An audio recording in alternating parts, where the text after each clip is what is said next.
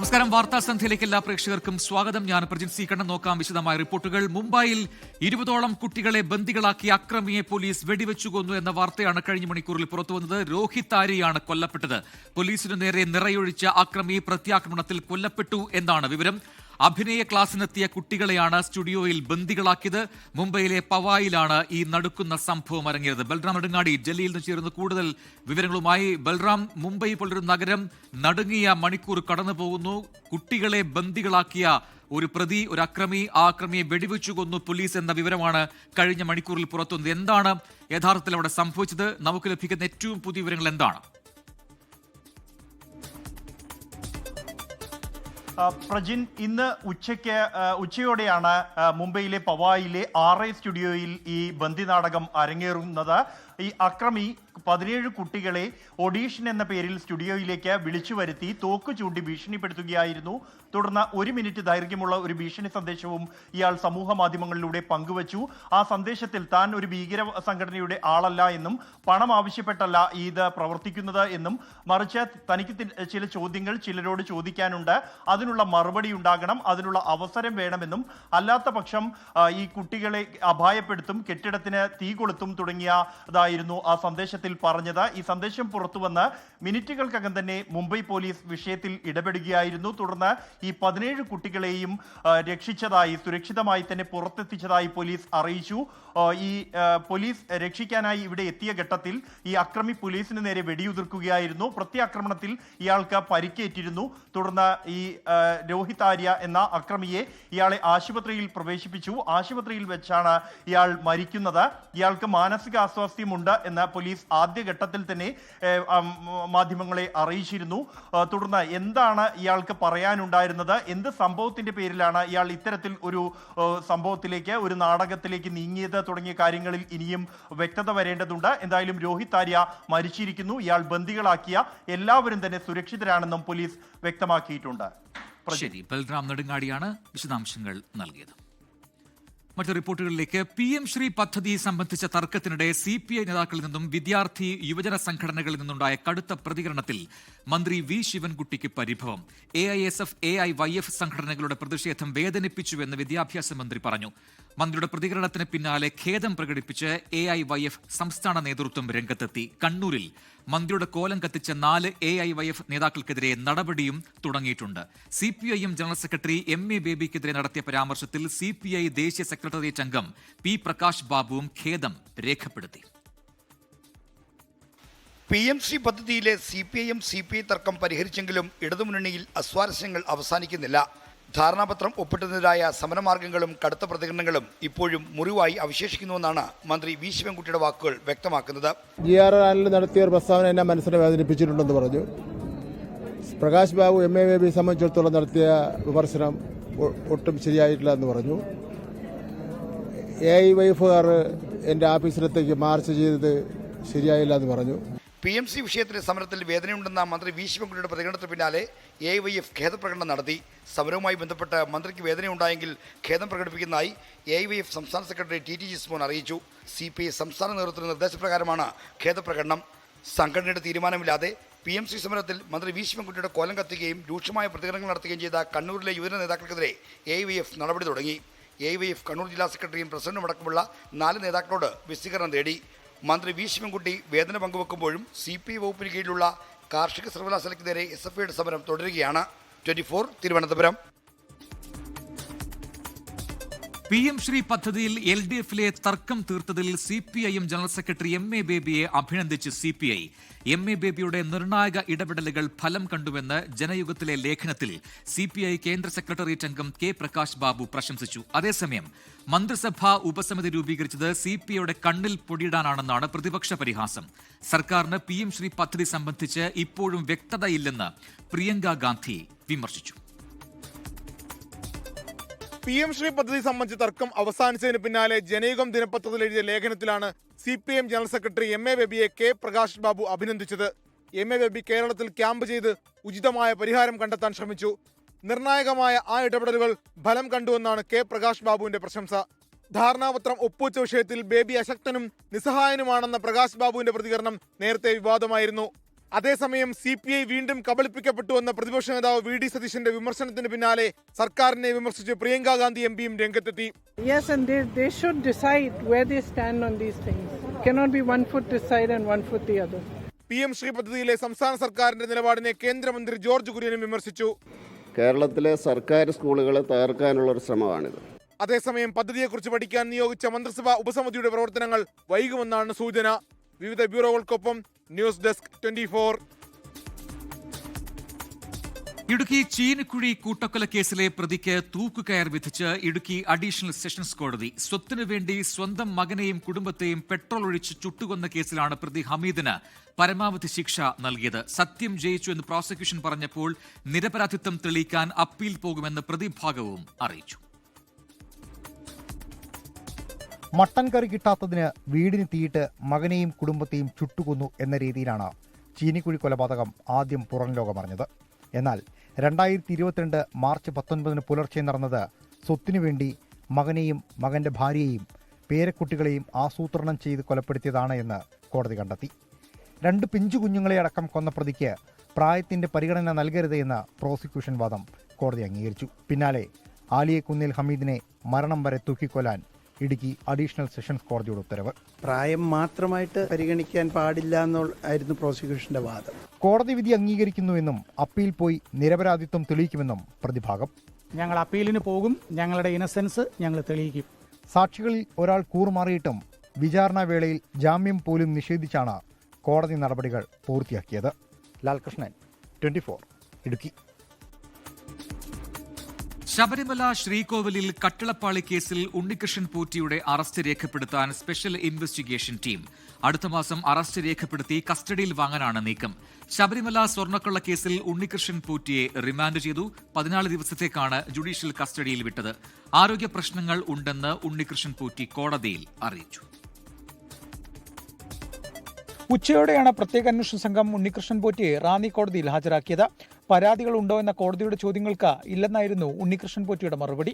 അപസ്മാര ബാധിതനെന്നും ജയിലിൽ പോകാൻ ബുദ്ധിമുട്ടുണ്ടെന്നും പോറ്റിയുടെ അഭിഭാഷകൻ പറഞ്ഞു. എന്നാൽ വൈദ്യപരിശോധനയ്ക്കുള്ള സജ്ജീകരണങ്ങൾ ഉണ്ടെന്ന് പ്രോസിക്യൂഷൻ ബോധിപ്പിച്ചു. പ്രോസിക്യൂഷൻ ജുഡീഷ്യൽ കസ്റ്റഡിയിൽ വിടണമെന്ന ആവശ്യമാണ് കോടതിയിൽ ഉന്നയിച്ചത്. ഇത് അംഗീകരിച്ച Ranni judicial first class magistrate കോടതി 14 ദിവസത്തേക്ക് റിമാൻഡ് ചെയ്യുകയായിരുന്നു.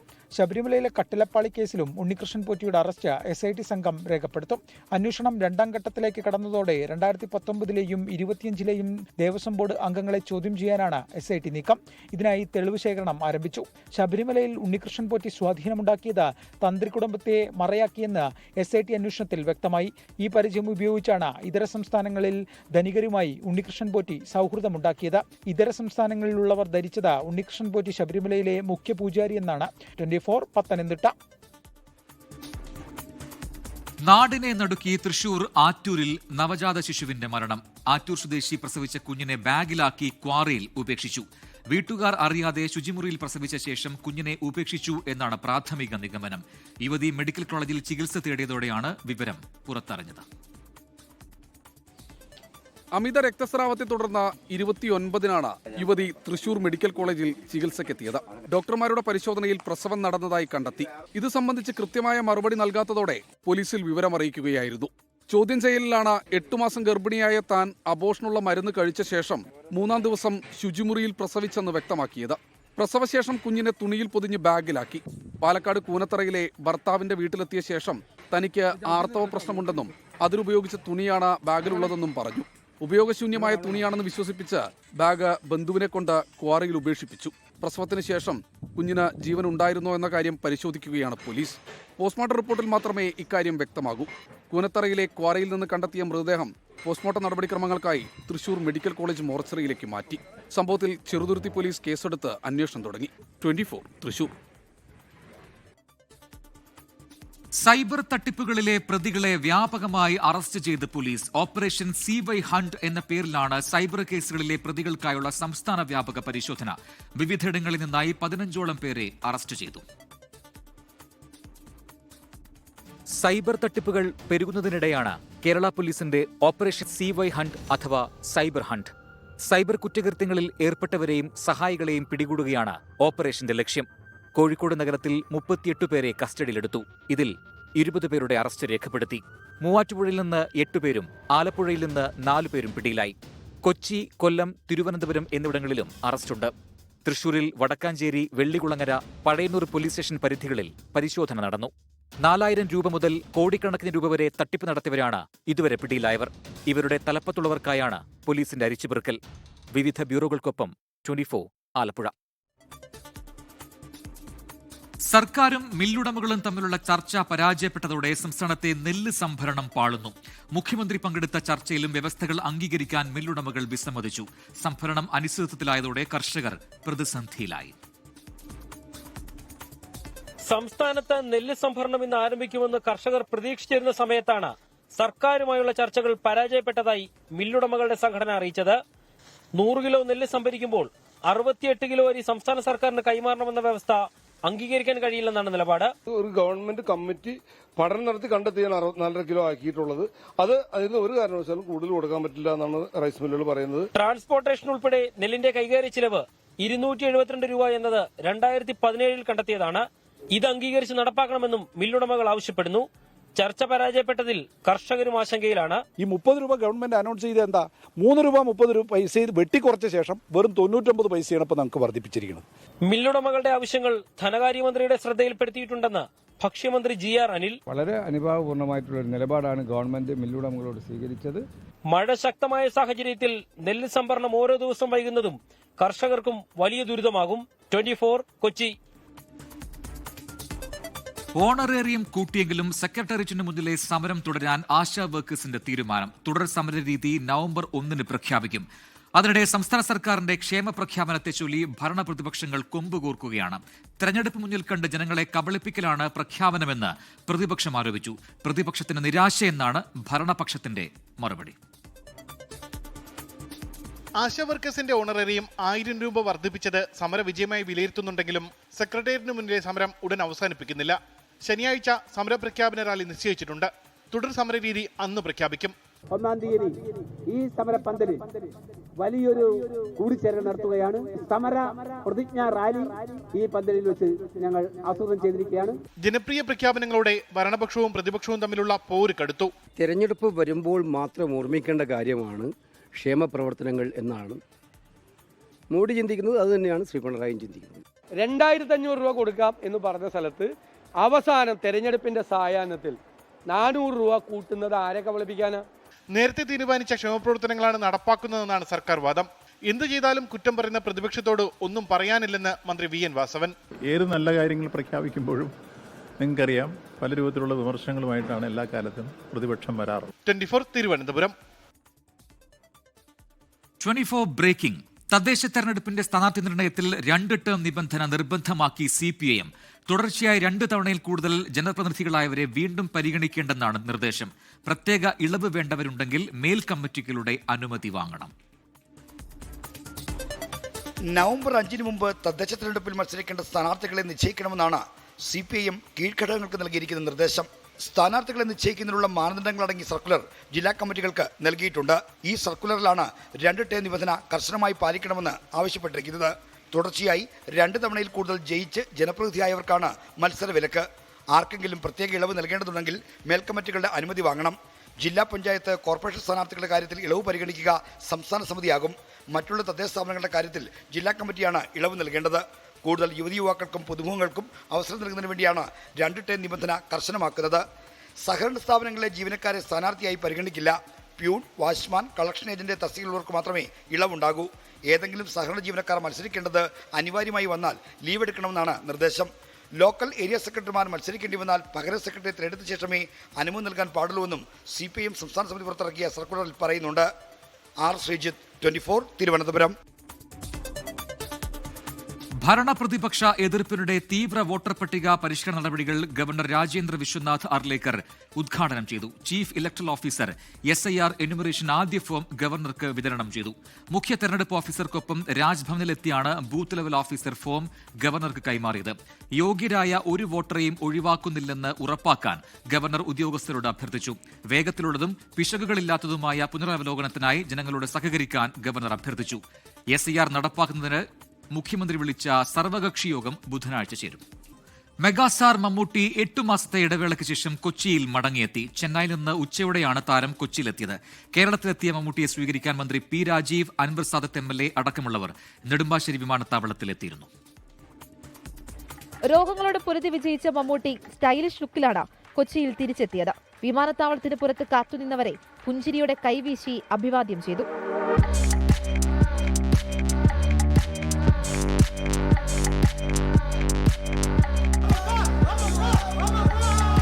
മമ്മൂട്ടി ഗ്യാരേജിലെ പുതിയ വാഹനം ലാൻഡ് ക്രൂയിസർ സ്വയം ഡ്രൈവ് ചെയ്ത എളംകുളത്തെ വീട്ടിലേക്ക്.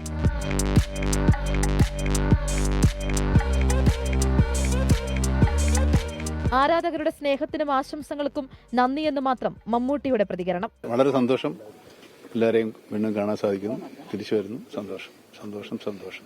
Thank you for all the love you have given to me and for the prayers. Thank you. കഴിഞ്ഞ മാർച്ചിലാണ് ചികിത്സയ്ക്കായി മമ്മൂട്ടി ചെന്നൈയിലേക്ക് പോയത്.